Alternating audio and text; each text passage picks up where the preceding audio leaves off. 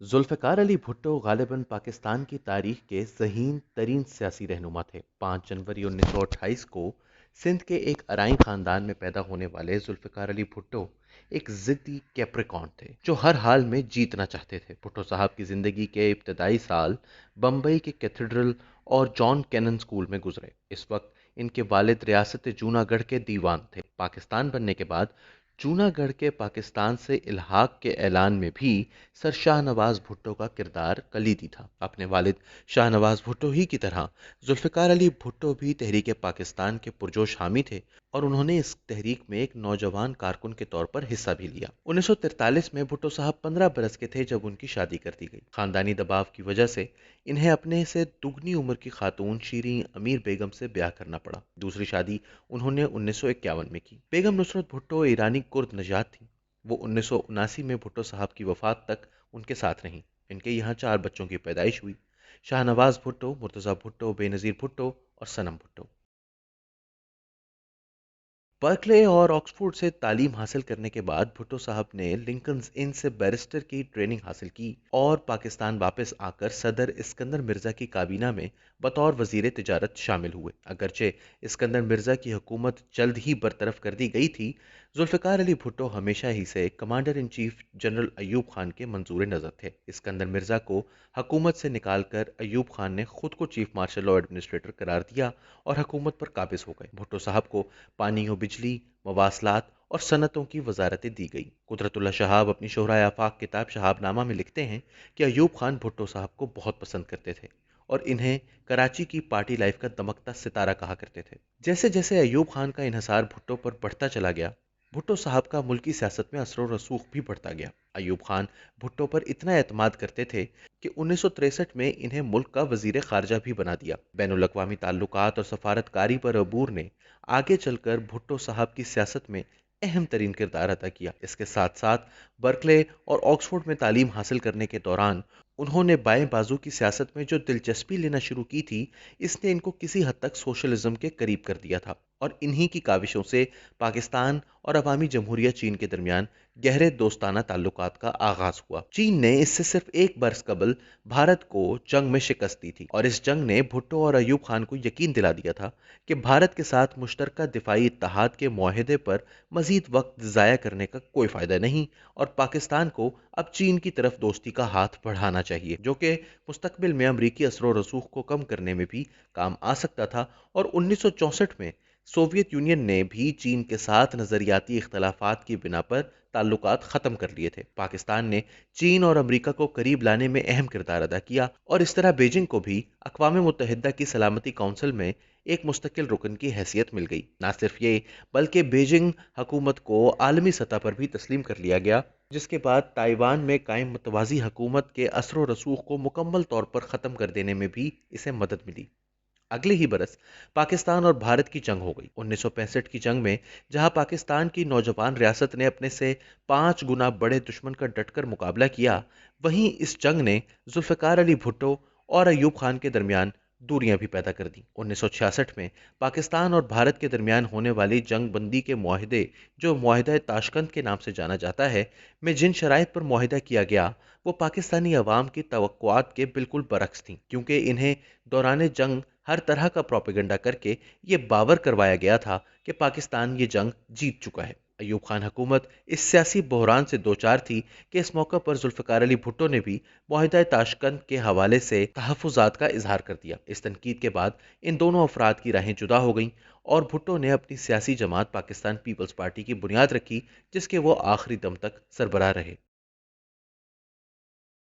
ایوب خان کے پورے دور میں اور اس سے پہلے بھی صوبہ بنگال میں سیاسی حالات خلفشار کا شکار رہے تھے۔ 1964 کے صدارتی انتخابات میں بنگالیوں نے بڑی تعداد میں محترمہ فاطمہ جناح کو ووٹ دیے تھے اور ایوب خان کی اقتدار سے نکالے جانے میں بھی بنگال میں سیاسی تحریک نے کلیدی کردار ادا کیا تھا۔ 1970 کے انتخابات میں شیخ مجیب الرحمان کی عوامی لیگ کی فتح نے مغربی پاکستان کی فوجی اور سیاسی اشرافیہ کی نیندیں اڑا دیں۔ اقتدار کی منتقلی میں لیتو لال سے کام لیا گیا اور بالآخر مارچ 1971 کے آخر میں بنگال میں ایک فوجی آپریشن شروع کر دیا گیا، جو بالآخر سقوط ڈھاکہ پر منتج ہوا اور ذوالفقار علی بھٹو اقتدار حاصل کرنے میں کامیاب ہو گئے۔ مشرقی پاکستان کی علیحدگی میں بھٹو صاحب کے کردار پر بہت بات ہوتی ہے، لیکن یوں کہا جائے کہ اس میں حقیقت کم اور مبالغہ زیادہ ہے تو بیجا نہ ہوگا۔ کہا جاتا ہے کہ 1971 کے سقوط ڈھاکہ ہی نے بھٹو صاحب کی پھانسی کا رستہ ہموار کیا، لیکن اس کے ساتھ ساتھ یہ نہیں بھولنا چاہیے کہ 1977 میں اگلے انتخابات تک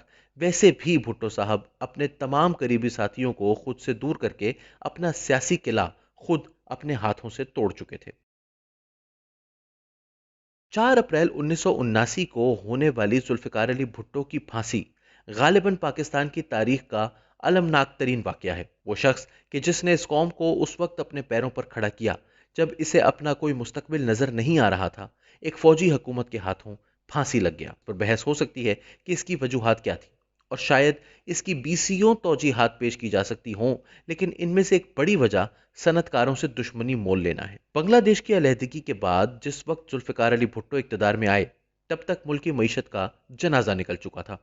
پاکستان کے لیٹرز آف کریڈٹ عالمی بینکوں سے مسترد کیے جا رہے تھے، اور بے یقینی کی فضا سرمایہ کاروں کو اپنا سرمایہ بیرون ملک منتقل کرنے پر مجبور کر رہی تھی۔ اس بے یقینی کی فضا میں بھٹو صاحب کے وزیر خزانہ ڈاکٹر مبشر حسن کی سرپرستی میں صنعتوں کو قومی آنے کی پالیسی نے مزید اضافہ کیا۔ جنوری 1972 میں 31 بڑی کمپنیوں کو قومی آنے کے بعد 1974 میں اس پالیسی کو آگے بڑھاتے ہوئے مالیاتی اداروں یعنی بینکوں اور انشورنس کمپنیوں کو بھی قومی آیا جانے لگا۔ شاہد جاوید برقی اپنی کتاب پاکستان انڈر بھٹو میں لکھتے ہیں کہ ان بینکوں کے مالکان کو کوئی قیمت ادا نہیں کی گئی۔ تو پھر یہ کیسے ممکن بنا؟ بھٹو حکومت نے ان تمام کاروباروں کو قومیانے کے بعد ان کی ملکیت ان کے سابقہ مالکان کے نام ہی رہنے دی، لیکن یہ مالکان اپنے کاروبار یا ان میں شیئرز کسی کو بیچ نہیں سکتے تھے، اور نہ ہی وہ اپنے کاروبار کو خود چلا سکتے تھے، کیونکہ حکومت نے ان کو چلانے کے لیے انتظامی کمیٹیاں خود سے قائم کر دی تھی۔ اس سے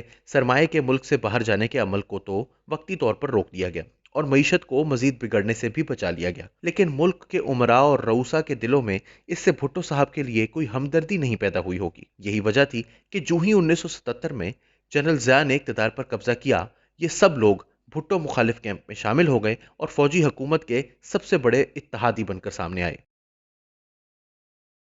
کوئی بھی حکومت محض اس وقت تک حکومت کر سکتی ہے جب تک اس کے مخالفین اس کو ہٹانے کے لیے یکسو نہیں ہو جاتے، اور بھٹو صاحب کو اختلاف سے جتنی نفرت تھی، انہوں نے جلد ہی اپنی ساری اپوزیشن کو اپنا دشمن بنا لیا۔ ان کے سب سے بڑے مخالف خان عبد الولی خان کی نیشنل عوامی پارٹی مسلسل ان کے نشانے پر رہی، یہاں تک کہ ان کی زرعی اصلاحات میں بھی عمر نعمان کی کتاب دی پولیٹیکل اکانومی آف پاکستان کے مطابق ولی خان کے سیاسی گڑھ چارسدہ، مردان اور ثوابی پر خصوصی نظر کرم رکھی گئی۔ ان کے تمام بڑے سیاسی مخالفین جیلوں میں ڈالے گئے۔ ان میں غوث بخش پزنجو، عبد الولی خان، سردار عطا اللہ مینگل کے علاوہ دیگر بڑے بڑے نام شامل تھے۔ پاکستان کا پریس بھی بھٹو صاحب سے خوش نہیں تھا۔ روزنامہ پاکستان کے مدیر مجیب الرحمان شامی بتاتے ہیں کہ بھٹو صاحب نے صنعتوں کو قومیانے کے بعد کاغذ کی درآمد پر بھی سخت کنٹرول قائم رکھا۔ ماضی میں یہ کاغذ مشرقی پاکستان سے آتا تھا۔ وہ کہتے ہیں کہ جو اخبارات اور رسائل حکومتی پالیسیوں پر تنقید کرتے تھے، انہیں کاغذ کی قلت کا سامنا کرنا پڑتا تھا۔ اس کے ساتھ ساتھ تمام صنعتیں حکومت نے قومیہ رکھی تھیں، لہٰذا جو بھی اخبار حکومت کے خلاف بات کرتا، اس کے اشتہار بند کر دیے جاتے تھے۔ پریس بدستور بھٹو صاحب کے خلاف ہوتا چلا گیا۔ دائیں بازو کا پریس تو ہمیشہ سے ہی ان کے خلاف تھا۔ بائیں بازو کے سرکردہ رہنماؤں کو ان کے عہدوں سے ہٹا کر خود سے دور کر دینے کی پالیسی نے بائیں بازو کے پریس کو بھی ناراض کر دیا۔ ان لیڈران میں معراج محمد خان، ڈاکٹر مبشر حسن، میاں محمود قصوری، جے اے رحیم اور دیگر شامل تھے۔ یہ وہ افراد تھے جو ابتدا میں بھٹو صاحب کی کچن کابینہ کا حصہ تھے۔ ساتھ ساتھ یہ اس وقت پاکستان میں بائیں بازو کے اہم ترین رہنما بھی تھے۔ ان کے نکالے جانے اور نکالے جانے کے طریقے نے بائیں بازو کے سیاستدانوں اور پریس کو بھٹو صاحب سے بہت دور کر دیا۔ 1971 میں اقتدار میں آنے کے وقت ذوالفقار علی بھٹو کے قریب ترین ساتھی 1977 کے انتخابات تک ان سے دور ہو چکے تھے۔ غلام مصطفیٰ کھر کو 1973 میں پنجاب کا گورنر بنایا گیا، اس کے بعد وزیر اعلیٰ بنا دیا گیا، اور پھر دوبارہ 4 ماہ کے لیے گورنر بنا دینے کے بعد انہیں ایک بار پھر اس عہدے سے علیحدہ کر دیا گیا۔ معراج محمد خان اس سے بہت پہلے کابینہ چھوڑ کر جا چکے تھے۔ 1974 میں ڈاکٹر مبشر حسن نے بھی کابینہ سے علیحدگی اختیار کر لی، تاہم انہوں نے 1977 کے انتخابات میں لاہور پیپلز پارٹی کے لیے بے تکان کام کیا، لیکن انتخابات کے کچھ ہی عرصے بعد بھٹو صاحب سے اختلافات کی بنیاد پر خود کو پارٹی سے علیحدہ کر لیا۔ جے اے رحیم بھٹو صاحب کے قریب ترین ساتھی تھے۔ بنگالی ہونے کے باوجود 1971 میں انہوں نے شیخ مجیب کی سیاست کو فسطائیت قرار دیا اور بھٹو کے شانہ بشانہ کھڑے رہے، لیکن ان کا پارٹی سے علیحدہ کیے جانے کا انداز سب سے زیادہ دردناک تھا۔ اپنی کتاب دی میراج آف پاور میں ڈاکٹر مبشر حسن لکھتے ہیں کہ 2 جولائی 1974 کی صبح جے اے رحیم کا بیٹا سکندر رحیم اپنے ڈریسنگ گاؤن میں میرے گھر آیا اور بتایا کہ اس کے والد صاحب کو بھٹو صاحب کے حکم پر پولیس پکڑ کر لے گئی ہے۔ رحیم کے چہرے پر چوٹوں کے نشان تھے، لیکن وہ چوکنے تھے۔ انہوں نے کہا کہ بھٹو صاحب نے انہیں گرفتار کیا تھا اور مجھ سے کہا کہ لاہور جا کر قصوری کو ان کے لیے وکیل کروں اور حبس سے بے جا کی رٹ داخل کرا دوں۔ اسی دوران جہاں قریبی ساتھیوں کو جیل کی ہوا کھلائی جا رہی تھی، تمام محکموں کے کرپٹ ترین افراد کو بھٹو صاحب کے قریب کر دیا گیا تھا۔ مسعود محمود ایک بری شہرت کے حامل پولیس افسر تھے۔ انہیں فیڈرل سیکیورٹی فورس کا سربراہ بنا دیا گیا تاکہ بھٹو صاحب کے مخالفین پر نظر رکھی جا سکے۔ یہی مسعود محمود بعد ازاں محمود علی قصوری قتل کیس میں بھٹو صاحب کے خلاف وعدہ معاف گواہ بنا، جس کی بنیاد پر ان کو پھانسی دی گئی، جسے آج تک ایک سیاسی قتل کے طور پر یاد کیا جاتا ہے۔ جنرل ضیاء الحق نے 5 جولائی 1977 کو بھٹو صاحب کا تخت الٹا۔ یہ وہی ضیاء الحق تھا جسے بھٹو صاحب نے کئی سینئر افسران پر فوقیت دیتے ہوئے آرمی چیف بنایا تھا۔ بھٹو صاحب کو محمود علی قصوری قتل کیس میں جیل بھیج دیا گیا۔ ان کے خلاف F I R Mahmood Ali Kasuri کے بیٹے احمد رضا قصوری نے درج کروائی تھی۔ تقریباً 2 سال تک مقدمہ چلنے کے بعد بھٹو صاحب کو ایک مشکوک انداز میں سزائے موت سنا دی گئی، جبکہ 8 میں سے 1 جج اسپتال داخل تھے، جبکہ بقایا 7 میں سے 3 ججوں نے انہیں بری کر دیا تھا۔ ایسی صورت میں دنیا میں کہیں سزائے موت نہیں سنائی جاتی۔ اس بینچ میں شامل جسٹس دراب پٹیل نے چند برس بعد اپنے ایک انٹرویو میں اسے انصاف کا قتل قرار دیا، جبکہ کئی برس بعد ایک اور جج جسٹس نسیم حسن شاہ، جنہوں نے بھٹو کے خلاف فیصلہ سنایا تھا، نے جیو نیوز کو دیے گئے ایک انٹرویو میں تسلیم کیا کہ یہ فیصلہ میرٹ کی بنیاد پر نہیں سنایا گیا تھا۔ ذوالفقار علی بھٹو پاکستان کی تاریخ کی اہم ترین شخصیات میں سے ایک ہیں۔ وہ انتہائی ذہین اور متحرک تھے۔ 1974 کی اسلامی سربراہی کانفرنس ان کی سفارتکاری کی زبردست صلاحیتوں کا منہ بولتا ثبوت ہے، لیکن اپنے خلاف محولاتی سازشوں کو سمجھنے میں ناکامی اور قریبی ساتھیوں کو خود سے دور کرنے کے فیصلے ان کے سیاسی شعور کو گہنا دیتے ہیں۔ انہوں نے خود کو اس حد تک تنہا کر لیا کہ جب ان کے ملکی اور غیر ملکی سیاسی دشمنوں نے ان کے خلاف چال چلنے کا فیصلہ کیا تو اس وقت بھٹو صاحب بالکل اکیلے تھے۔ ان کے قتل نے پاکستان کو کئی برس کے لیے جہالت کے اندھیروں میں دھکیل دیا۔ ضیاء الحق کی پالیسیوں کے نتائج یہ ملک اور یہ قوم آج تک بھگت رہے ہیں۔